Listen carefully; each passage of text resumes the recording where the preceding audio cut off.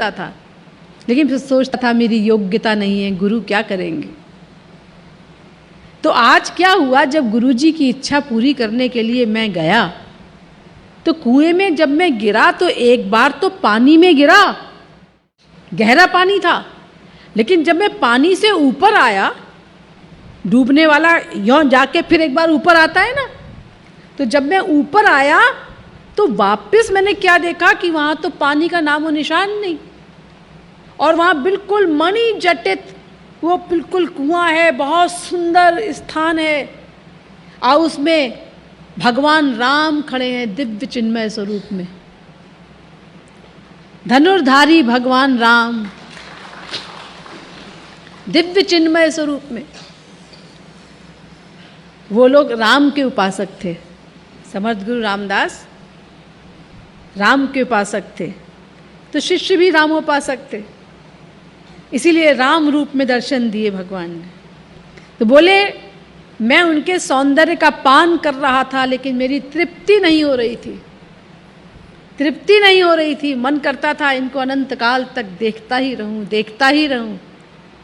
लेकिन जब गुरुजी ने आवाज दी तो गुरु आज्ञा पालन के लिए मुझे आना पड़ा। देखो, दो चीजें इससे सीखने को मिलती हैं, तीन चीजें। एक तो हम लोग जो भगवत प्राप्ति का नारा लगाते रहते हैं, हमें प्रेम नहीं मिलता, भगवान से के प्रति प्रेम नहीं है, हम पर कृपा नहीं हुई, हमें भगवत प्राप्ति नहीं हुई, हमारी साधना तीव्र गति में आगे नहीं बढ़ रही है, ये सब क्वेश्चन होते हैं ना साधकों के। तो समझ गए आप लोग इसका कारण क्या है कि हम गुरु के आदेशों के अनुसार नहीं चलते।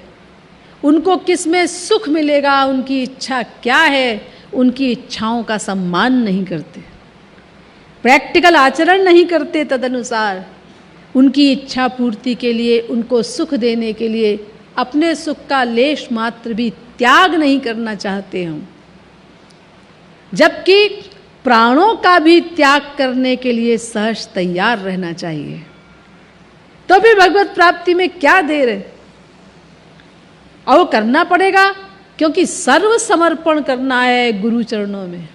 श्री गुरु चरणों में गोविंद राधे पूर्ण प्रपत्ति, गुरु पूर्णिमा बता दे, पूर्ण प्रपत्ति होनी चाहिए, कंप्लीट सरेंडर, यानी सर्व समर्पण, यानी आत्मा से भी अधिक प्रिय मानना है गुरु को। भक्त्यैकयेशम गुरुदेवतात्मा, गुरु को इष्ट देव भी मानो और अपनी आत्मा भी मानो, आत्मा से अधिक प्यार करो, तब भगवत प्राप्ति होगी। इस प्रकार जो भक्ति करता है भगवान और गुरु में एकत्व मानकर, उसको भगवत प्राप्ति होती है। तो शास्त्रों में तो बताया गया है कि भगवत प्राप्ति कैसे होती है, तमाम जगह बताया गया है, आप लोगों ने भी ये सब बातें बहुत बार सुनी है। लेकिन अब अपने आप को टटोल लीजिए कि हमें भगवत प्राप्ति क्यों नहीं होती। ये जो बताया गया है भगवत प्राप्ति कैसे कैसे होती है, इसके अनुसार तुमने प्रैक्टिकल कितना किया, जितना किया उतने आगे बढ़े। सीधी सीधी बात है, कहीं जाने का रास्ता है 14 मील, 15 मील, 20 मील, तुम कितना चले? जी हम चले तो थे केवल आधा किलोमीटर, तो आधा किलोमीटर पहुंचोगे, अधिक चलोगे तो अधिक दूरी तक तय कर लोगे तुम। ये तो तुम्हारी साधना की स्पीड पर तय करता है, निर्भर करता है। तो एक तो गुरु को आत्मा से अधिक प्यार करना है, इसीलिए प्राण देकर के भी गुरु को सुख देना चाहिए, प्राणों की भी परवाह नहीं करनी चाहिए। एक तो हमें ये शिक्षा मिलती है इस कथानक से। दूसरे, गुरु और भगवान के आचरणों पर ध्यान नहीं देना चाहिए, बुद्धि नहीं लगानी चाहिए। उनका हर आचरण जीवों के हित के लिए होता है। समर्थ गुरु रामदास जो दूसरी बातें करने लगे, वो शिष्यों का ध्यान बटाना चाहते थे कल्याण से, ताकि अन्य बातों में उनका मन लग जाए तो मेरा शिष्य जो भगवत दर्शन कर रहा है वो अधिकाधिक सुख प्राप्त कर ले, अधिकाधिक देर तक भगवान के सौशील्य, सौकुमार्य, सुधा सार सिंधु और रूप माधुरी का पान करता रहे। इसीलिए वो ऐसा कर रहे थे। यानी दिखाई पड़ रहा था कि उस पे कोप है उनका, इतना कोप है, इतना कोप है कि वो मर भी गया तो भी कोप शांत नहीं हुआ। बाहर से तो ऐसा ही दिख रहा था ना, लेकिन असलियत क्या थी कि उसके ऊपर जो कृपा की वो और किसी शिष्य पे नहीं की, महापुरुष ने, समर्थ गुरु रामदास ने। इसलिए कभी भी गुरु और भगवान की कृपा से, वो व्यवहार से उनकी कृपा या प्यार का निर्णय नहीं करना चाहिए। और तीसरी बात कि गुरु के आदेश में किसी प्रकार का किंतु, परंतु, लेकिन, मगर, चूंकि नहीं लगाना चाहिए। जब इच्छा पूर्ति के लिए ही प्राण देने का सिद्धांत है, महाराज जी ने भी एक बार प्रवचन में बताया था, प्राचीन काल में ऐसे ऐसे शिष्य होते थे जो गुरु की इच्छा पूर्ति के लिए खौलते हुए तेल के कढ़ाई में भी सहर्ष कूद जाते थे। सोचिए कैसे शिष्य होते थे, और उनकी तुलना में हम क्या हैं, हमारा लेवल, हमारा स्तर क्या है भक्ति का, शरणागति का, कुछ सोचो।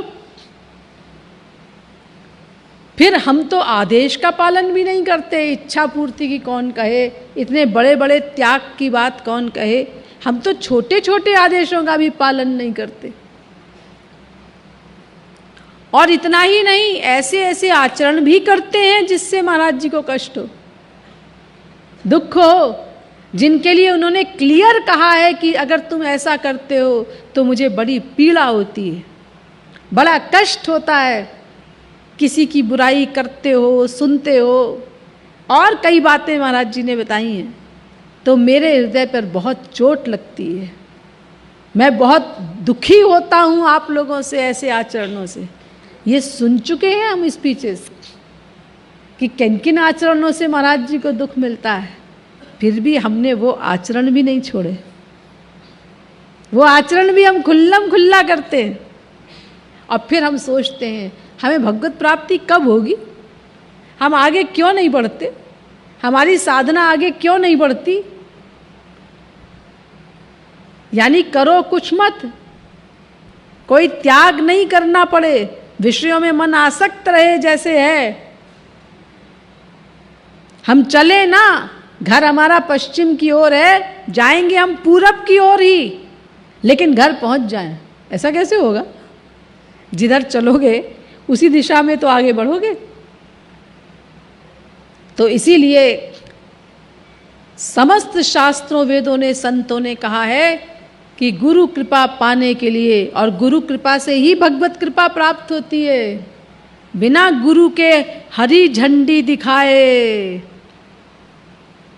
भगवान कृपा नहीं करते किसी के ऊपर, गाड़ी आगे नहीं बढ़ती, भगवत प्राप्ति नहीं होती। सारा दारो मदार गुरु कृपा पर निर्भर है। गुरु यदि रूठ जाए गोविंद राधे, कोटि करो भक्ति हरि अंगूठा दिखा दे।